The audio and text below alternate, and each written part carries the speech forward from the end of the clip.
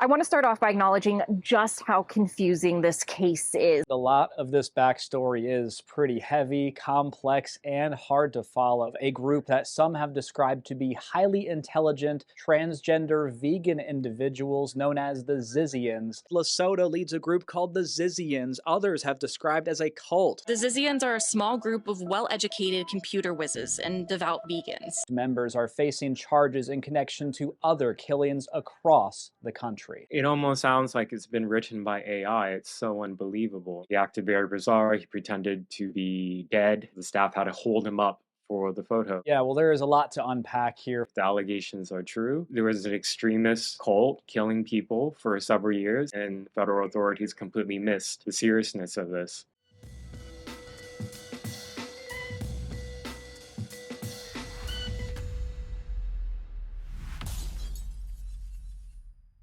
Today, I want to talk about the Zizians. Of course, they're all like geniuses in their mind. They're like in computer science. They went to really good schools. They're transgender. They're vegan. They're afraid of AI, and they're killers. So it really is a lot going on with the Zizians. Like they really are zizzing out. They're zizzing out. I hate myself. I love myself. I'm dramatic. I'm Zizian. Although there were lots of murders leading up to the last murder that we know of, it really only started getting attention when the last incident happened, which was on January 20th, 2025, which was also Inauguration Day in the United States, when members of the Zizian cult got into a gun battle basically with the Border Patrol, and one Border Patrol agent died, and one of the Zizians died as well. From there, it was like insanity because they started to be connections to other states and other murders and other things. And then it was like 6 deaths in 3 states, and 3 of the members are on the run now and will fake their death. And then I was reading that after this gun battle, I don't know why I keep saying gun battle. It sounds dramatic, but I mean, technically that's what it was. The shootout, okay, if whatever, once that happened, I'm getting angry. Once that happened, they searched the car that they were in, and they found many crazy things, weapons, all kinds of like shit, including tons of electronic devices, including cell phones that were wrapped in foil. And I said, oh dear. I said, I know what I have to do. I know what I have to do now. I have to make a video about this. So that's what I'm doing. So let me tell you something. This video is sponsored by Classy Network. And now I know what you're thinking. Oh my God, this is perfect for you. You're so classy. That's true, but it's not what you think it is. It's about boobs. No, but seriously. So Classy Network, they make these tops. I don't know if you can see. It's called the Brahmi. Now, the cool thing about this top is you see how it's like off the shoulder? Usually you would need your over the shoulder boulder holders, if you know what I mean. So what I love about this is if you've ever worn something like a sports bra or something like that, you would know the dreaded uniboob, okay? And that's something that I always deal with is they merge into one. The thing that I love about these tops is that there's like padding in there that separates them. It's built in, so it's also seamless. Like, do you know when you get those lines that dig in and you're like, okay, maybe I'm not wearing the right size here. What's going on? This avoids all of that, and it's all inclusive in the top. And the other thing that I like about it is that you can customize it. So for example, like my cup size is a different size than like what my top size would be, for example, so that I can get the exact size that I want, like a smaller top with a larger cup or vice versa, whatever it is. So with this, it's like you're getting support, you're getting comfort, it's all built in. You can click the link in my description, or you can use the QR code that I'll put somewhere over here to get 20% off your first order. Use the code CLASSY636, and you can tell them I sent you if you want to, or not, whatever. Anyway, so let me continue what I was. My first thing was, who is Ziz and why are all his followers killing people? I don't think they call themselves Zizians. I think other people call them Zizian, whatever. Their name is Zizian, their leader is Ziz, and the whole thing is totally zizzed up. So I found out that Ziz is actually from Alaska. Ziz's name at birth was Jack Lasota, and Jack was born in Fairbanks, Alaska in 1991. And then in 2013, Jack graduated from the University of Alaska Fairbanks with a computer science degree. Ziz had a blog, and in that blog, Ziz identifies as a transgender male to female and uses female pronouns. So that's what I'll be doing. Excuse me if I mess it up, but basically, Ziz wrote in this blog post, quote, "I moved to the Bay Area for proximity to the tech industry, which I considered sort of my destiny." Now, this blog, it's miserable to read.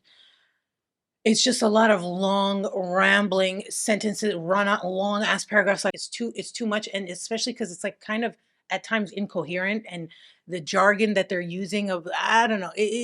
But I read enough of it to make this video. It's starting to get weird. This is like part of this rationalist online community. It's during this time with this community that Ziz meets one of the OG members of the cult, and that is Gwen Danielson. That is the name that Gwen is also transgender female, uses female pronouns, and goes by the name Gwen.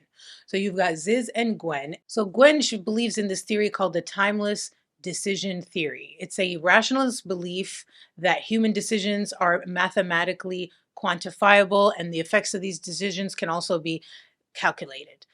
But then they go farther and they believe, especially Gwen, even did this demonstration to the rationalists, which did not go over well. That's when they kind of were like, you guys are too much. But basically, this idea that there's two hemispheres of the brain and you can shut one down and access the other one, and through partial sleep, which really is just sleep deprivation, and a tactic that would then be accused that Ziz used to manipulate her followers. Oh my God, this fucking shit. I'm gonna fuck it up so bad. Like I can barely talk normal. Now you're giving me names, two names, pronouns, and I'm fucking it up. I'm sorry. Anyway, so where was I? Ziz. Oh, the hemispheres. The part where the theory kind of goes off the rails for the rest of the rationalists is when they started believing that these two hemispheres kind of function independent of each other and can be at odds, quote, where they can even have different values and genders and even, sorry, not even, often, quote, the desire to kill each other. So there's this crazy shit I found about these ZIZIAN members in Poland, who one of them ended up like dying, and they think that this person took their own life or was somehow driven to this through this sleep deprivation. So I'll read you the quote. Okay, it says, "A later anonymous blog post accused Ziz of using the technique as a form of sleep deprivation to manipulate followers. The post alleged partial sleep was used on a Zizian in Poland named Maya Pasek, who was born Chris Pasek and transitioned later in life. A post from Pasek's online alter ego, Squirrel in Hell, titled Decision Theory and this word that they won't let me say on this platform, has been referenced as a possible word they won't let me say on this platform. Note, a 28-year-old named Chris Pasek died, why did I say it like that, in Slaski, Poland, probably said that wrong, a few weeks later, although SF Gate could not confirm this was the same person." It's like, did this person do this based on this stuff, or, is this nothing? I don't know, you decide, but I thought I would mention that. So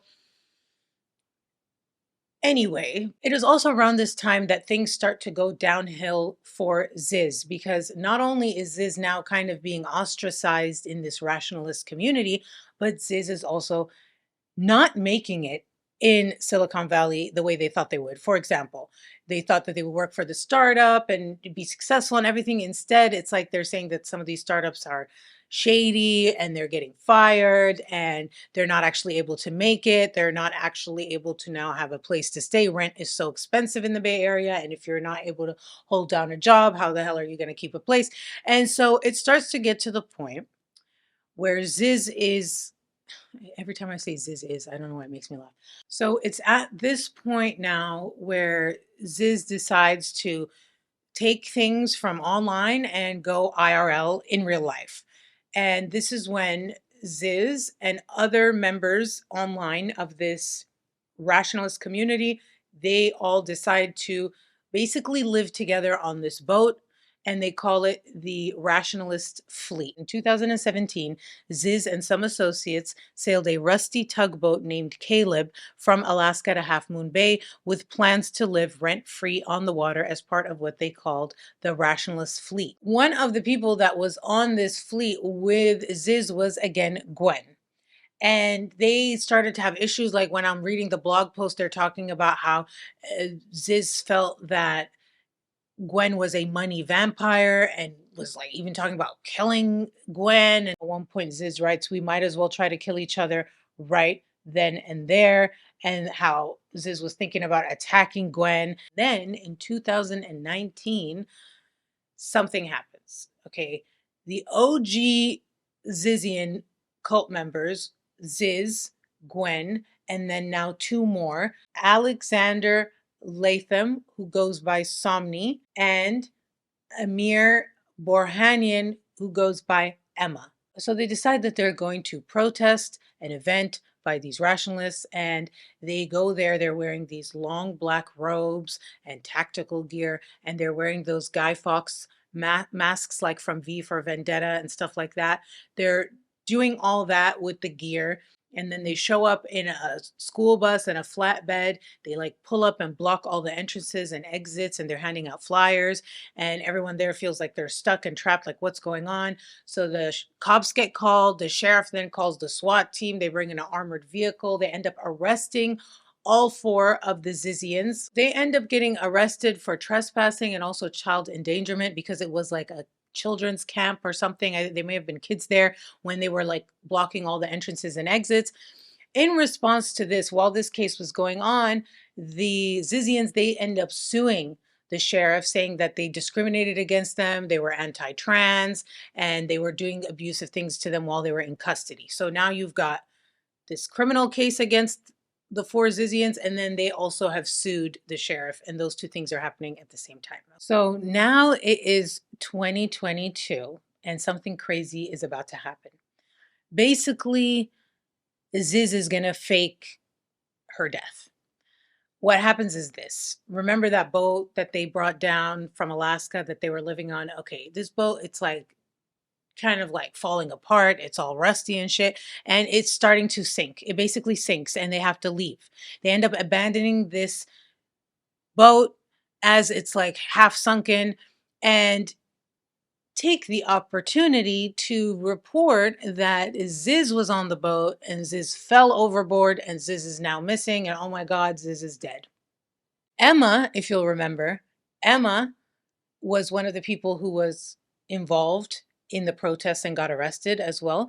Emma was the one who reported to the Coast Guard that Ziz fell overboard and was missing. And they searched for hours. They said it was calm seas, clear weather, and they found no trace of Ziz.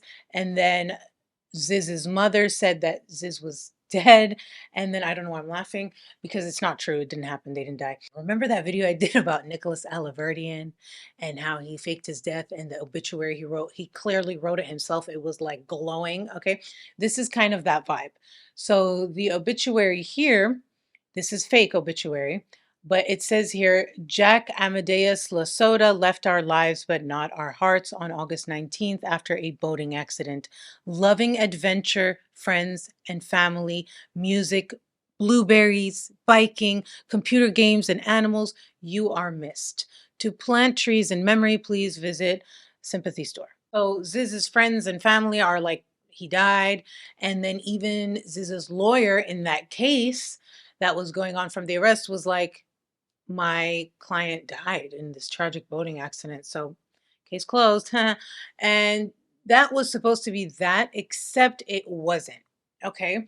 Also, by the way, Gwen, the two hemisphere partial sleep person who was part of the thing, also somehow vanished and was rumored to have taken her own life, and the lawyer couldn't contact her, and even her lawyer was saying, I think she passed away. So they both fake their deaths. The truth was that Ziz was alive and well.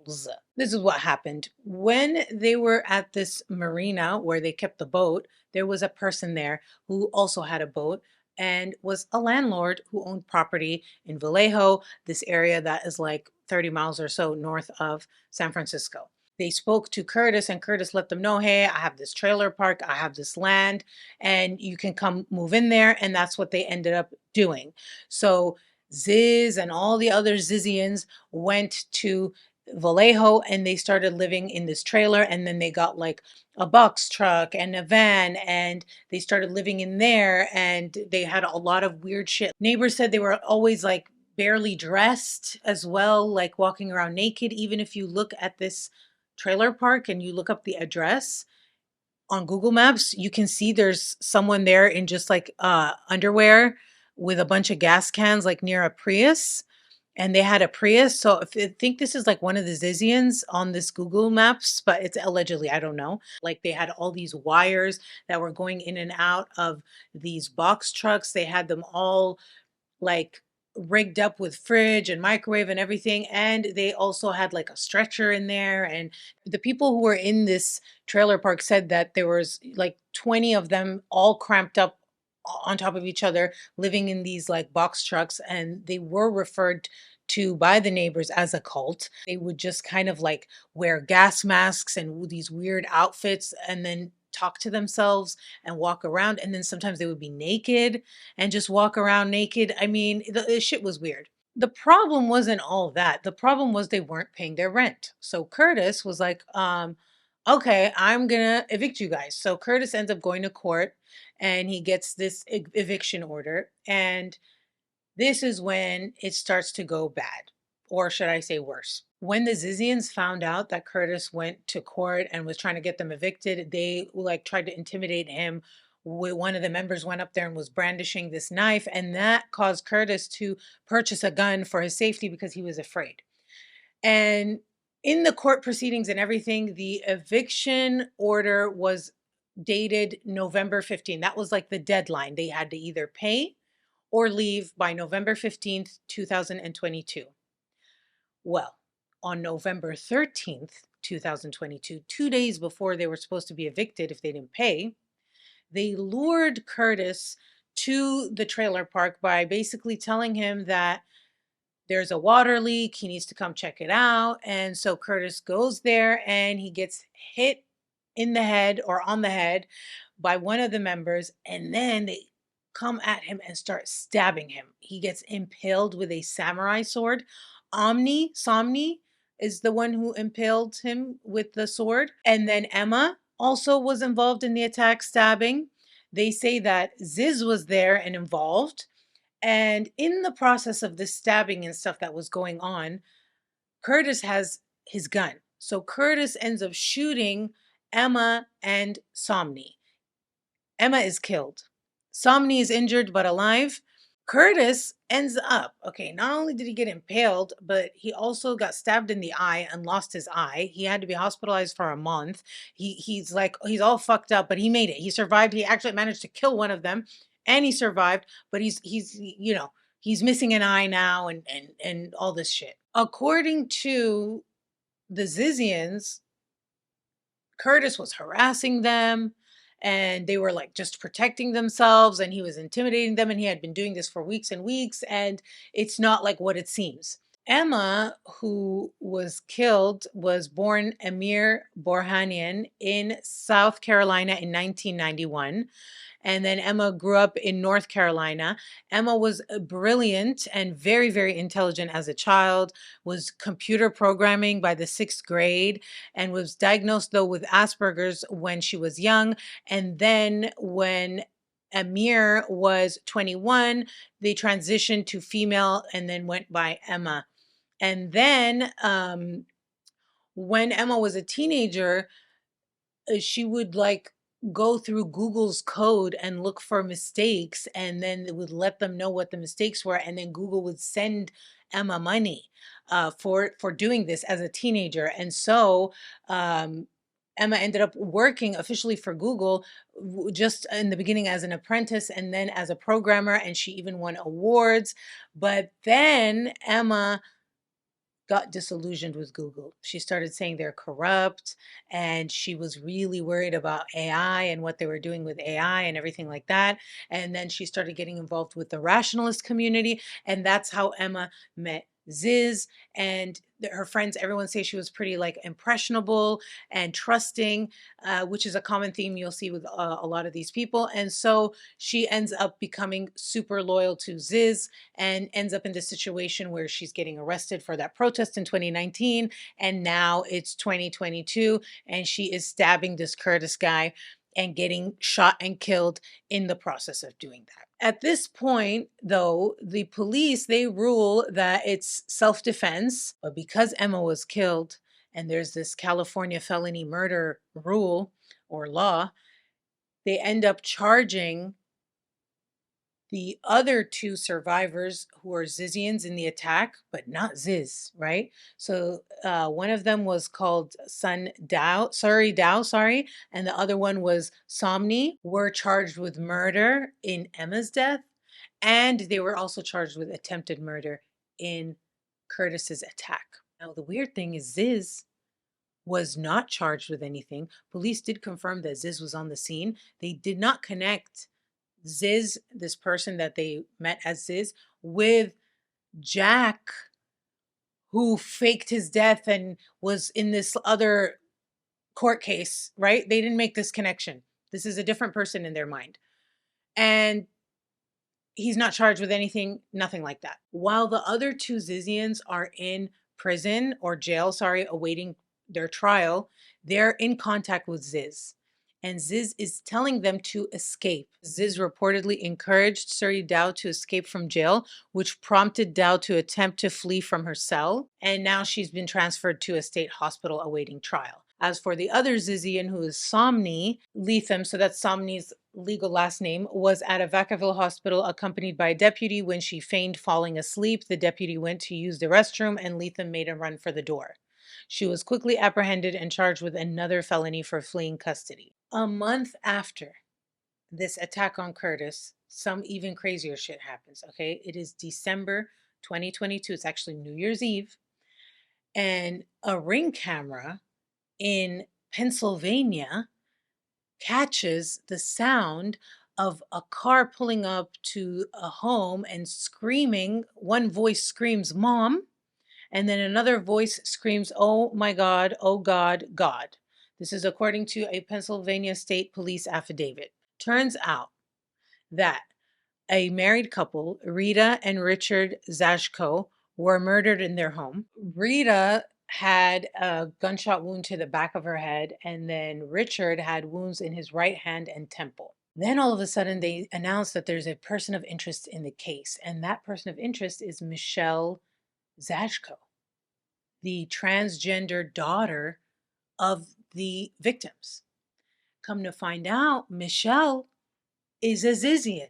And it gets even crazier from there. Michelle, she comes from a wealthy family and she's also highly educated. Okay, she went to Temple University where she got a master's degree in bioinformatics. Her LinkedIn page, she worked at the Children's Hospital of Philadelphia in 2015, where she, quote, analyzed blood samples and physiological data to determine how predictive mRNAs are of neurobehavioral susceptibility in sleep-deprived individuals.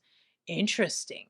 A spokesperson from the hospital told SF Gate that Zajko is no longer employed there. Well, Zajko ends up getting in this rationalist online community, meeting Ziz and the Zizians. Apparently, when police went to notify Michelle about her parents' death, she lived in Vermont at the time. And remember, her parents were killed in Pennsylvania. So police go to Vermont, they question her, stuff like that. They don't arrest her.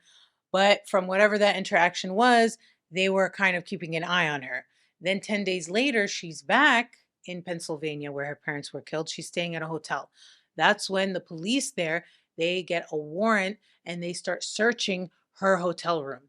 Well, in the process of them searching around, they end up finding Ziz, aka Jack, who supposedly is dead, right, from this boating accident, is there in the hotel with Michelle and another Zizian.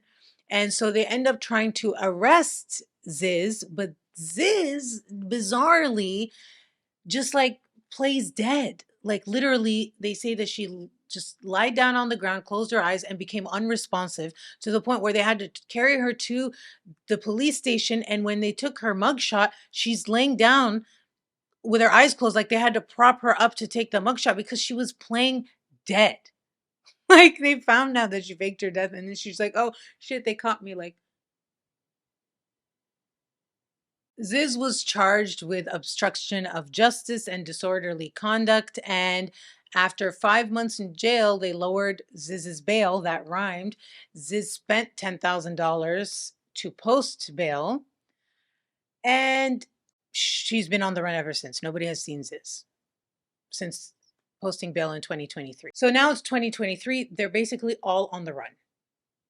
Basically, they're all in hiding, and now the Zizians are in North Carolina at an Airbnb, and they end up getting another Airbnb next to each other where they're all like living together, basically, almost like in this compound situation. This is where another Zizian is in the picture now, and this is Felix Bockholt, but Felix goes by Ophelia and is also a transgendered woman slash vegan who is part of the Zizians. Ophelia is German, by the way.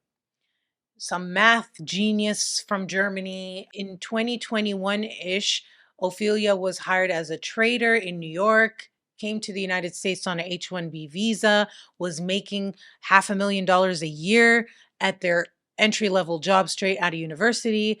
She had supposedly a great social life and was doing great in New York, making all this money and everything. But friends say that in 2023, Ophelia started to change. She started going on these secret phone calls, being all weird and secretive, and then just like in November 2023, dropped off the face of the planet with all her friends and everything, and basically joined the Zizians. Same thing happened in North Carolina that happened in Vallejo, California, which is the neighbors were like, oh my God, these people are weird. They're doing the black robes with the tactical gear. They're walking and holding hands quietly in the woods. They only come out at night. Something is weird about this group of people. So other than the neighbors being like, these people are weird, they seem to kind of fly under the radar and everything seemed fine until two new Zizians enter the scene. And this is now 2024. You've got Teresa Youngblood and Maximilian Snyder. Maximilian Snyder and Teresa Youngblood, they both went to the same high school, which was the super elite private high school in Seattle called Lakeside School. It's the same school that Bill Gates went to. They weren't actually friends when they both went to that school, but then later on they met up again online on these rationalist communities or on Instagram, I think, and then they realized they had the same interests and they kind of reconnected again. It's during this time where they reconnect that they get involved with the Zizians. So the same story though in terms of these people where they're both very smart. They've got this like computer science techie major background situation. Like Maximilian, for example, he went to Oxford for college after Lakeside High School. And he studied computer science and philosophy there. He worked as a data scientist. He was a Dungeons and Dragons enthusiast and an accomplished pianist, according to this article. He also had a very strong interest in artificial intelligence, and he won this like competition. It was like this AI Alignment Awards research contest. He won $11,000, and this was in 2023. He was not trans, though. I don't think he said that he didn't care. You could use any pronouns, and he was male. I think he's just like a male. But Teresa Youngblood was transgendered female. No, sorry, transgender male. I don't want to mess this up, so I'm just going to read this. It says here that Teresa Youngblood is a biological female who identifies as trans and lists having neo pronouns such as Z, Zem, and Zers on social media, and that's like XE, and then XEM and XEYRS. I think you say Z, Zem, Zers. I don't sucking know, but I'm trying. I think they're vegans too. Don't quote me. I'm not sure, but they end up in 2024 cutting off all contact with their family and going all in with the Zizians. it got to a point that in May 2024, Teresa, who she goes by Milo, by the way. So Teresa slash Milo, her family reported her missing because she like cut off all contact. They're like, she got in this relationship and like, we don't know where she is. She's gone. So that happened in 2024. In November 2024 is when Teresa slash Milo and Maximilian join the ZIZIANS officially in North Carolina, where they rent a Airbnb next to them, all in that same area. Also in November of 2024, on November 5th, 2024, which is Guy Fawkes night. Remember that mask for the V for Vendetta Anonymous? You know that mask. They wear that a lot. They're really into that. So November 5th is Guy Fawkes night. That night is when Teresa Youngblood and Maximilian Snyder apply for a marriage license. So now is when shit's about to hit the fan. It is January 14th, 2025. Teresa slash Milo and Felix slash Ophelia both together go and check into a inn in Vermont. It was called Newport City Inn and Suites in Vermont. And it was only, 6 miles from a property that was owned by none other than Michelle Zajko. Remember the daughter of the parents that were killed New Year's Eve 2022? Yeah. The one that was with Ziz when in the hotel when the police found out that Ziz wasn't dead. Okay. These new members, right, Ophelia and Milo, are now checking into a hotel that's just 6 miles from this other Zizian. Not only that, but they're acting very strange to the point where the employees at this motel call the cops on them.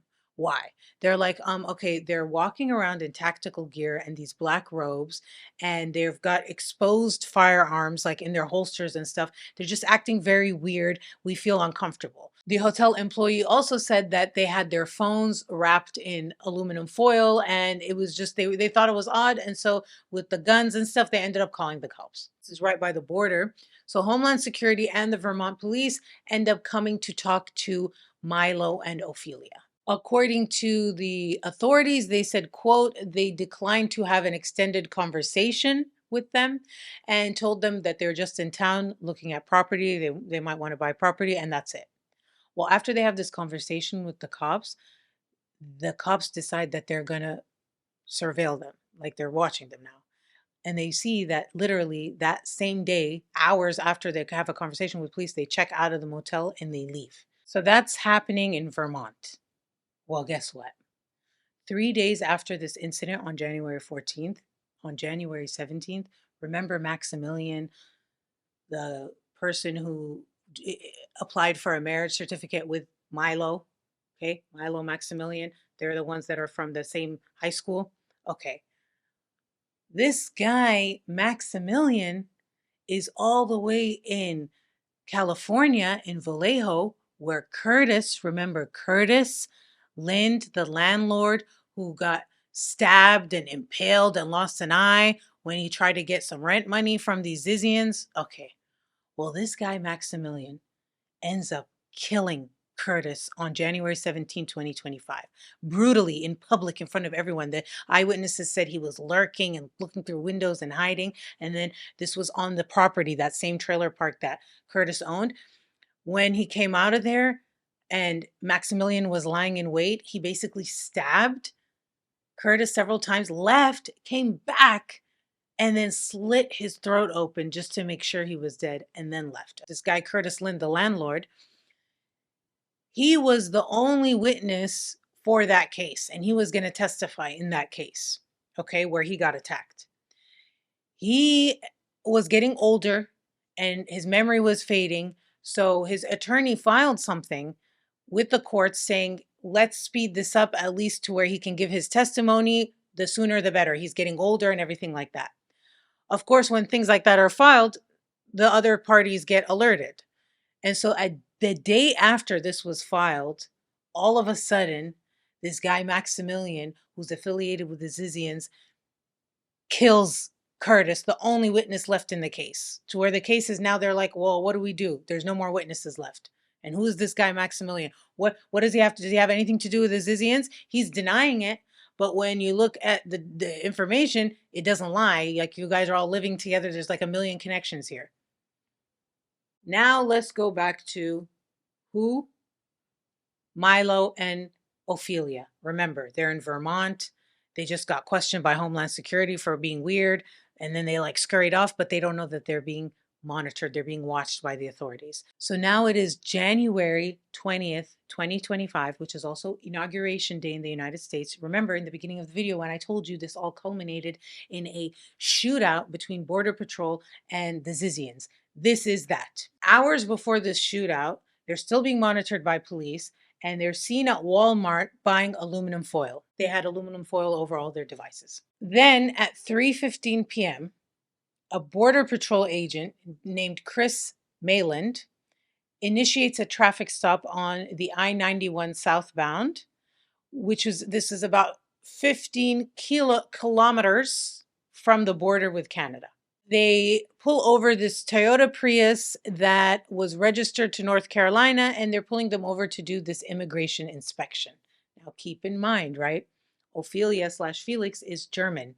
They're there on this H-1B visa. And it seems that from this paper that Ophelia's visa is expired, but that's not actually true, but it appeared that way. This is where things happen super quickly. Teresa, aka Milo Youngblood, drew and fired a handgun toward at least one agent without warning, the FBI alleges. And Ophelia as well attempted to draw a firearm, according to the affidavit, and at least one Border Patrol agent fired at the pair with his 9mm service weapon. Milo, Ophelia, and the Border Patrol agent David Mayland were all shot during the shootout. Border Patrol agent David Mayland, who was killed, he was 44 years old. He was an Air Force veteran. It says that he was an active security officer at the Pentagon during 9/11, and then worked for the last 15 years for the Department of Homeland Security as a Border Patrol agent and as a K-9 handler. Teresa, aka Milo Youngblood, is then charged with intentional use of a deadly weapon while forcibly assaulting or interfering with federal law enforcement, and use and discharge of a firearm during and in relation to an assault with a deadly weapon. And Milo pleads not guilty and is currently awaiting trial. The authorities ended up calling the bomb squad to investigate their car and everything, and that's when they found 2 pistols, ammunition clips, night vision goggles, 2 full-face respirators, a ballistic helmet, 48 rounds of hollow point ammunition, shooting range targets, interstate lodging information, 2-way radios, and a dozen electronic devices, some of which were wrapped in foil. There was also a journal found that belonged to Milo that contained, quote, ciphertext and repeated mentions of ingesting LSD, the psychedelic. It was then revealed that the guns that Milo and Ophelia were using were purchased by Michelle Zajko, remember, from New Year's Eve 2022, whose parents were killed. And then when the police conducted a warrant, Ziz was found with Michelle. Well, the guns that Milo and Ophelia used to kill the Border Patrol agent were purchased by Michelle. So now it's all linked.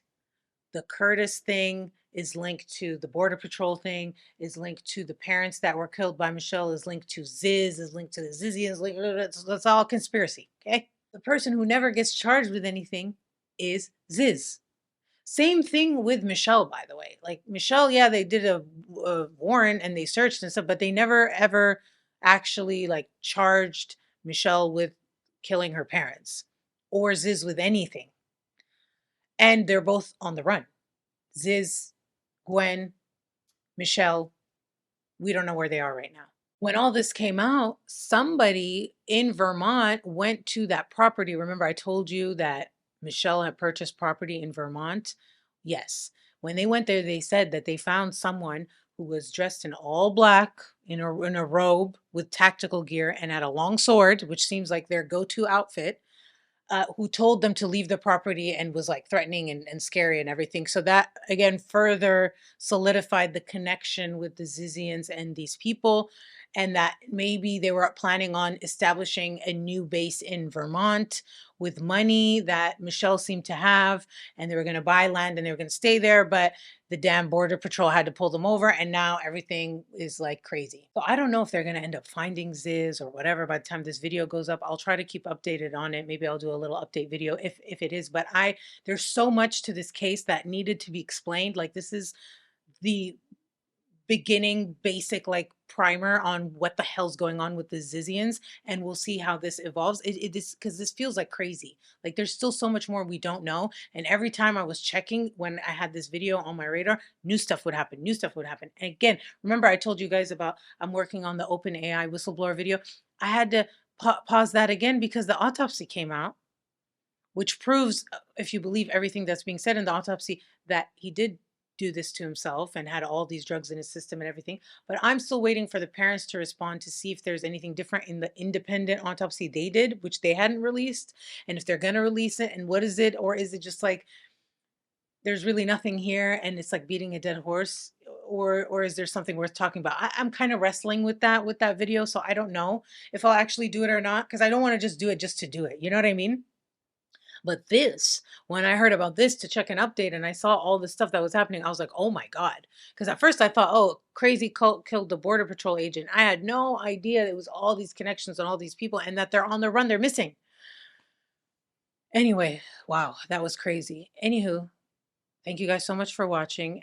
Thank you to Classy Network for supporting my channel, sponsoring this video. Please check the link in the description. I love it. I'm wearing the top. Also, this is a different day, same top, obsessed. There's so many cute things they have on there. Check them out.